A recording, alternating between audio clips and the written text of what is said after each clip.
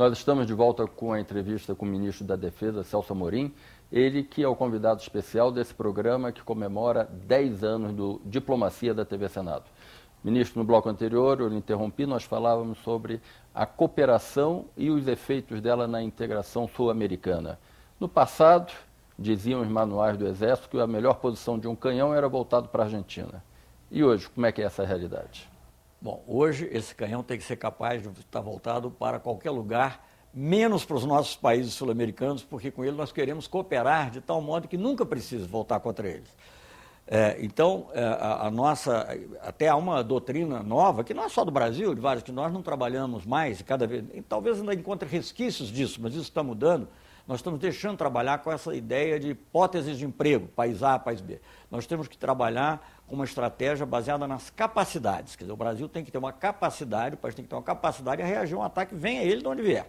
Agora, na América do Sul, onde nós temos um projeto de integração, que é econômica, política e também na área de defesa, é muito importante que nós tenhamos uma cooperação efetiva. É uma maneira de fortalecer todos os nossos vizinhos e, ao mesmo tempo, fortalecer a nós próprios. Nós temos isso tanto na parte, digamos assim, de exercícios, que temos mantido com vários países, cursos, treinamento da forma mais variada, mas também tentando, aos pouquinhos, ir desenvolvendo uma base industrial de defesa da América do Sul. Já, por exemplo, um projeto muito importante do Brasil, que é o cargueiro, o transportador de tropas, KC-390, tem uma participação argentina. Estamos conversando ainda sobre o interesse da Colômbia, Chile, outros países, para ver. Em outros casos, de um avião treinador básico, por exemplo, estamos fazendo também, juntamente com a Argentina, que o projeto original é deles, mas também com outros países. É o UNASUL 1? É o UNASUL 1. E estamos trabalhando também com a ideia de um VANT sul-americano. Enfim, essas coisas vão evoluindo. E claro que alguns países terão necessidade, desde logo, até talvez o próprio Brasil, de um equipamento mais sofisticado. Então vai ter esse, mas isso não exclui que a gente possa... A gente usa lanchas da Colômbia, né? Exatamente, importamos lanchas da Colômbia, que tem muita experiência, para termos também para a patrulha dos nossos rios amazônicos, principalmente. O Conselho de Segurança da América do Sul, das Nações Sul-Americanas, ele deu o resultado esperado? O Conselho de Defesa sul-americano, Sim, desculpa. Perdão. Porque o Conselho de Segurança tem uma dimensão mais política, como o da ONU, né? Ele tem dado resultado, ele tem permitido uma maior criação de confiança. É muito importante isso, até para diluir. Às vezes pode surgir uma dificuldade política entre um país e outro, isso é natural. Mas você sabendo que isso não terá repercussão no aspecto de defesa, isso já é, digamos assim, um calmante, né? E também entender bem o objetivo dos exercícios militares, de um do outro, transparência em relação aos acordos internacionais.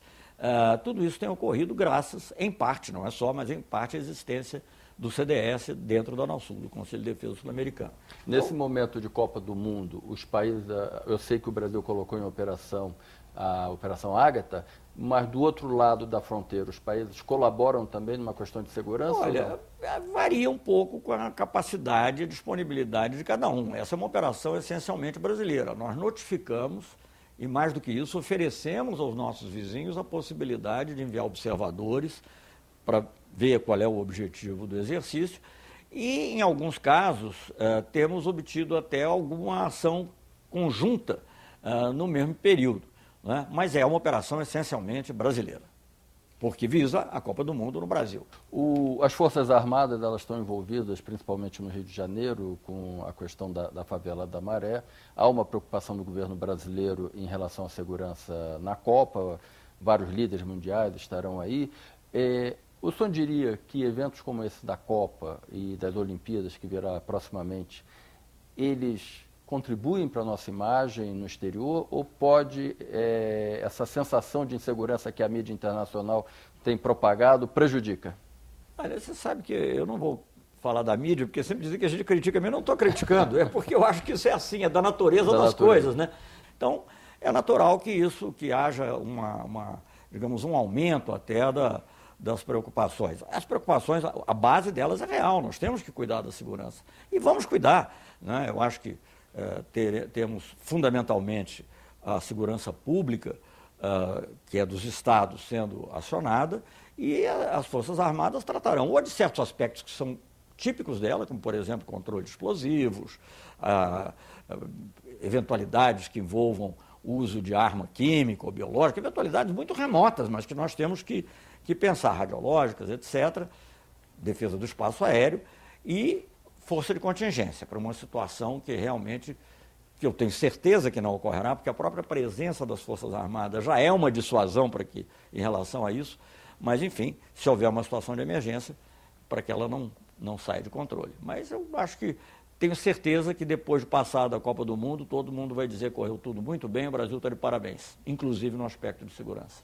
Ministro, nós analisamos aí tivemos um olhar para trás, e qual é o olhar para frente? Os próximos 10 anos aí do Brasil nesse cenário internacional, no campo, o país está vivenciando, assim, por exemplo, no caso da Ucrânia, respinga a crise aqui no nosso projeto de aeroespacial. O que o senhor antevê cruzando aí a realidade mundial com as perspectivas brasileiras para frente? Eu acho que a principal constatação que se pode fazer, e que interessa muito a defesa isso, é que nós vivemos num mundo de incertezas, né? E isso tem vantagens e desvantagens, porque antes você tinha certezas, mas você tinha também limitações decorrentes dessa certeza. O mundo estava dividido em duas superpotências e elas controlavam basicamente, inclusive, os conflitos que podiam ou não podiam ocorrer. Hoje em dia isso não é assim, então isso dá mais liberdade de ação aos países, isso é importante, eu acho que o Brasil tem que se valer disso, tanto diplomaticamente quanto nas suas tratativas militares, diversificar, como estamos fazendo, as nossas fontes de tecnologia.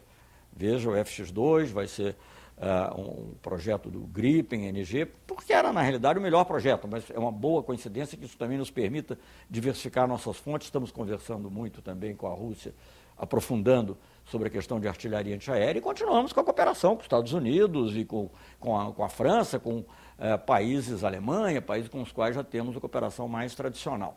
Mas então, portanto, por um lado, você tem mais liberdade de ação, por outro, o mundo é mais incerto. E por isso, digamos, um planejamento da defesa baseado em capacidade se torna cada vez mais importante, porque você não sabe de onde virá o risco. Porque veja, o Brasil é riquíssimo em recursos naturais.